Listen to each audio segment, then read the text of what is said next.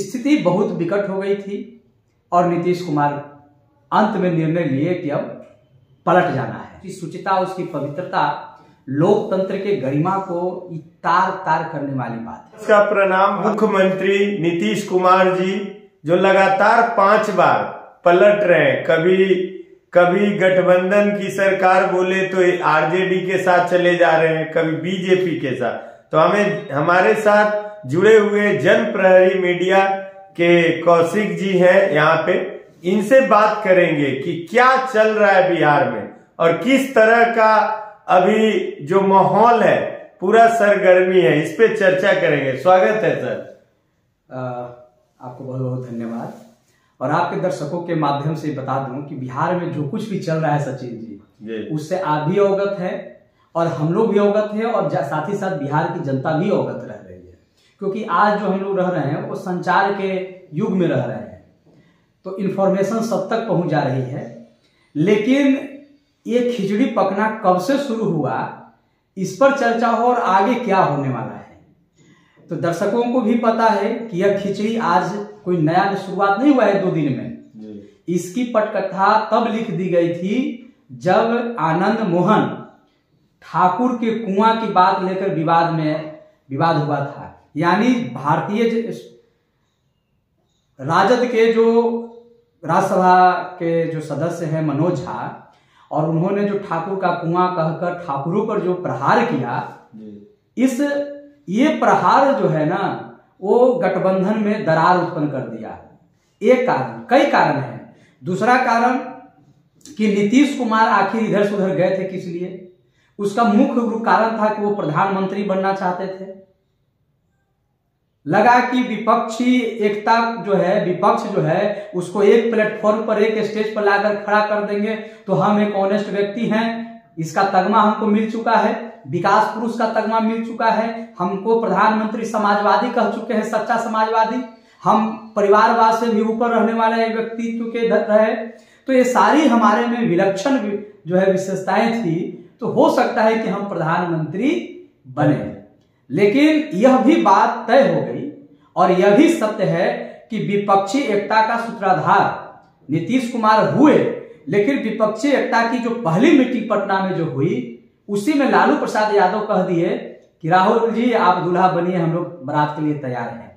तो दूसरा दरार यही पड़ गया था महागठबंधन में। पहला दरार वहां बताए, दूसरा दरार यही। अब कई तरह के मीडिया का भी अहम भूमिका रहा है कि नीतीश जी फिर पलट रहे और नीतीश जी पलट गए। उसके बाद अभी दबाव बन रहा था, लालू जी दबाव बना रहे थे अपने बेटे को मुख्यमंत्री बनाने के लिए। और दबाव बनाए क्यों नहीं भाई, आप इसी कमिटमेंट के साथ आए थे। लालू जी और राजद परिवार आपसे यही कहा था कि ठीक है आप आइए और आप देश के राजनीति में जाइए, नेतृत्व करिए और यहाँ जो है कुछ हमारे बेटे को मुख्यमंत्री बनाइए। आपने वादा किया था कि 2.5 साल मुख्यमंत्री हम रहेंगे और 2.5 साल के बाद तेजस्वी को मुख्यमंत्री बना देंगे। यहां तक कि आप मीडिया में, यानी नीतीश कुमार मीडिया में भी कह चुके हैं कि मेरे बात तो यही ना संभालेंगे बिहार को। तो उनकी महत्वाकांक्षा भी बढ़ गई। अब हुआ क्या कि महागठबंधन में जिसका नाम दिया गया इंडिया, पहले तो तीसरा यहाँ इंडिया भी बेंगलोर में जो नाम रखा गया, इस पर भी नीतीश कुमार का ऐतराज था। यहां भी रुस गए थे, मीडिया में भी बात आई थी कि नीतीश कुमार रुस गए, नाम पर सहमत नहीं है। लेकिन फिर बेचारे वो बोले कि हाँ ना ऐसी बात नहीं है। कई जगह इनको बुलाया नहीं गया, संयोजक नहीं बने, उचित सम्मान नहीं दिया जाने लगा। इनको लगा कि भाई हम पूरे विपक्ष को एक प्लेटफॉर्म पर खड़ा कर दिया, एक मंच पर खड़ा कर दिया और हमको सम्मान भी नहीं दिया जा रहा है। दूसरी नेक्स्ट जो बात है, कारण जो है, वो कारण ये है कि इधर दबाव और उधर इनको फीडबैक मिल गया। देखिए प्रशांत किशोर जी बार बार कह रहे हैं कि नीतीश कुमार 5 को भी सीट नहीं ला रहे हैं लोकसभा में। और प्रशांत किशोर के बारे में सब लोग जानता है भाई कि क्या है, बहुत जबरदस्त सर्वे है उनका, रहता है जड़ से एकदम अंदर अंदर जैसे घुसल रहते हैं। तो नीतीश कुमार को भी ये बात खटकने लगी कि हम 16 को हमारे पास सांसद है, अब 5 भी सांसद नहीं आएगा। राम मंदिर बन गया, पूरा जो है से कि राममय हो गया है पूरा देश। राम के फ्लो में जो है सारे लोग जो है बह जाएंगे। अब स्थिति बहुत विकट हो गई थी और नीतीश कुमार अंत में निर्णय लिए कि अब पलट जाना है। तो देखे कि एक तरफ खाई है, दूसरा तरफ वो है, तो जने थोड़ा सा गुदगुद खाईवा लगा तो उधर चल गए। लेकिन देखिए ये बहुत ही खराब बात है। राजनीति में इस तरह के सैद्धांतिक राजनीति का जो हम कह सकते हैं कि उसकी शुचिता, उसकी पवित्रता, लोकतंत्र के गरिमा को तार तार करने वाली बात है। आप यदि कहीं हैं तो आप अपने सिद्धांत पर रहें। यह देश, प्रदेश और पूरे लोकतंत्र के लिए इस तरह के घटना चक्र अच्छा नहीं है। तेजस्वी अच्छा काम कर रहे थे, इसमें दो राय है नहीं। नीतीश कुमार और बीजेपी के संयुक्त सरकार सर्वाधिक सरकार बिहार में रही है। 17 साल की गिनती होती है, उसमें लगभग 14 वर्ष दोनों साथ रह के सरकार चलाए, तो बेरोजगारी बढ़ गई। कहां रोजगार मिल रहा था लोगों को? स्कूलों में शिक्षक नहीं थे। तेजस्वी ने विद्यालयों में शिक्षक देना शुरू किए। बिहार में रोजगार की भरमार हुआ। जाति जनगणना में भी तेजस्वी की भूमिका है, नीतीश की भी भूमिका है, लेकिन तेजस्वी की भी भूमिका बहुत ज्यादा है। तो तेजस्वी अच्छा काम कर रहे थे, बिहार अग्रसर भी हो रहा था।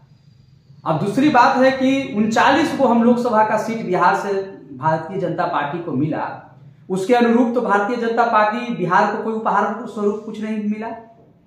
अब साथ गए हैं तो हो सकता है कि कुछ घोषणाएं हो जाए, तो ये सारी चीजें होगी। बहुत विकट स्थिति में बिहार की जनता है और बिहार की जनता को इन सब चीजों पर सोचना चाहिए आने वाले चुनाव में कि हम किसी को भी दे तो बहुमत दे। अगर नीतीश को चुनना है तो पूर्ण बहुमत दे दे, अगर राजद को चुनना है तेजस्वी जी को तो पूर्ण बहुमत दे दे, अगर बीजेपी को चुनना है तो पूर्ण बहुमत दे दे, ताकि इस तरह के राजनीतिक अस्थिरता देखने को न मिले। बड़ा ये असमंजस की स्थिति है सचिन जी, और आप तो एक प्रबुद्ध खुद पत्रकार हैं तो समझ ही रहे हैं कि कैसी स्थिति है। बिहार के लोगों से मिलते जुलते रहते हैं, सब लोग पिछवाड़े में क्या बोल रहे हैं वो सब पता है। सब लोग कह रहे हैं कि अरे क्या हो रहा है, इतना गिर गया राजनीति। सब लोग को जितना गलत बोल रहा है जेडीयू के लिए उतना ही गलत बोल रहा है लोग बीजेपी के लिए। कि बीजेपी चिल्ला चिल्ला के कह रही थी कि हम अलीगढ़ के ताला लगा दिए थे, लिंक के ताला लगा दिए हैं, गेट बंद कर दिए, अब नीतीश जी को नहीं एंट्री है, नो एंट्री का बोर्ड लग गया। कहां चला गया वो सारी बात है? जनता को अब समझने की बात है कि इन नेताओं पर भरोसा मत करिए। आप अपना बुद्धि विवेक से एक अस्थायी नेतृत्व, अस्थायी सरकार को चुनिए। जिसको चुनना है एकदम पूर्ण बहुमत से चुनिए, 5 साल उसको झेलिए, इस तरह से नहीं होने दीजिए। ये कलंकित लोकतंत्र जो बिहार, हमारे यहां वैशाली लोकतंत्र की जो जननी रही है वो कलंकित हो रही है बिहार से। एक गलत मैसेज जा रहा है पूरे देश में, ऐसा नहीं होना चाहिए। और इनका प्रश्रय देने वाले लोगों को भी समझना चाहिए कि आप राजनीति को किस तरह से करना चाहते हैं। क्या हम अपने बच्चों को बताएंगे? आप Guinness book of world record में नाम दर्ज कराना चाहते हैं क्या? आपने ठीक कहा नहीं सचिन जी कि 5वीं बार पलट रहे हैं नीतीश जी और 9वीं बार मुख्यमंत्री के शपथ लेंगे आज शाम को। लेकिन एक जनता को ये बात बता दे, देखिए हम लोग पत्रकार हैं, आपकी बात ही रखते हैं कि एक मुख्यमंत्री नीतीश बाबू तो रहेंगे, मुख्यमंत्री चेंज नहीं होने वाला है, लेकिन 2 उप मुख्यमंत्री बिहार को मिलने जा रहा है। सोशल मीडिया से लेके स्ट्रीम मीडिया में जो चर्चाएं हैं उस चर्चाओं को थोड़ा सा हम विराम देंगे। सुशील मोदी उप मुख्यमंत्री बन रहे हैं, निश्चित है। लेकिन दूसरी जो चर्चा है उस चर्चा को हम खारिज कर रहे हैं। एक नया नाम आपको दे रहे हैं, विजय कुमार सिन्हा जी उप मुख्यमंत्री के रेस में भारतीय जनता पार्टी में अभी आगे चल रहे हैं। और भारतीय जनता पार्टी विजय कुमार सिन्हा को इसलिए मुख्यमंत्री बनाना चाहती है, उप मुख्यमंत्री, क्योंकि बीजेपी भी अब चाह रही है कि अब नीतीश कुमार के पिछलग्गू वाला हमको मुख्यमंत्री नहीं बनाना है। ऐसा मुख्यमंत्री बनाना है जो नीतीश कुमार के आंख में आंख डालकर बात करे। तो विजय कुमार सिन्हा जी जब अध्यक्ष रहे विधानसभा के, तो उन्होंने अपना शासन एकदम अनुशासन वाला दिखाया अध्यक्ष पद का। विपक्ष के भूमिका में बड़ी आक्रामक भी नीतीश कुमार पर है। तो नीतीश कुमार के नकेलवा इसे धर के कस के एगो लगाम पकड़ाने के लिए विजय कुमार सिन्हा को भारतीय जनता पार्टी में प्रबल दावेदारी के रूप में देखा जा रहा है। तो ये होगा, और हम अपनी जनता से, आपकी भी दर्शकों से, जनप्रहरी के भी दर्शकों से, एसआर न्यूज के दर्शकों से भी ये आग्रह करेंगे कि आप भी वेट एंड वॉच में रहिए। आगे क्या होगा, बहुत कुछ बदलेगा। लालू जी भी अस्थिर से नहीं बैठे हुए हैं, खेला भी कुछ और भी हो सकता है, ठीक है, क्योंकि आंकड़ा बहुत ही कम है। और हम 3 महीना पहले भविष्यवाणी किए थे इस सरकार के बारे में। आपको विश्वास नहीं है तो जनप्रहरी में जाइए, जो बातें हमने कहा वो अक्षरशः 3 महीना के बाद आज साबित हुआ है सच। तो हम फिर कह रहे हैं, नीतीश जी 2024 तक मुख्यमंत्री बने रहेंगे, लोकसभा के चुनाव तक। उसके बाद नीतीश कुमार की स्थिति खराब होगी, इनकी राजनीतिक विश्राम मिलेगा। हम हत्या नहीं कहेंगे, राजनीतिक विश्राम इनको मिलेगा। ये आराम से कहीं गद्दा लगा के सोएंगे, राज्यपाल बनाए जाएंगे। पार्टी विखंडित होगी, 2 भागों में टूटेगी आने वाले समय में। ये बात भी तय है भविष्यवाणी के साथ। फिलहाल आप देखिए, मजा लीजिए इस लोकतंत्र का, बिहार के लोकतंत्र का मजा लीजिए, है ना। और ऐसे नेताओं को जो इतिहास में एक नई परंपरा, शुचिता को क्या कहें, कलंकित कर रहे हैं, ऐसे नेताओं का भी आप आनंद लीजिए, देखिए, मजा लीजिए, क्योंकि इसके कसूरवार भी हम ही लोग हैं ना, ऐसे लोगों को हम ही चुनते हैं। तो आप सबको एक बार सादर प्रणाम है। ज्यादा क्या बोले, सचिन जी कुछ बोलेंगे? चलिए, तो अभी हमारे साथ कौशिक जी बने हुए थे जनप्रहरी मीडिया से, बहुत सारा ये बातें बताएं।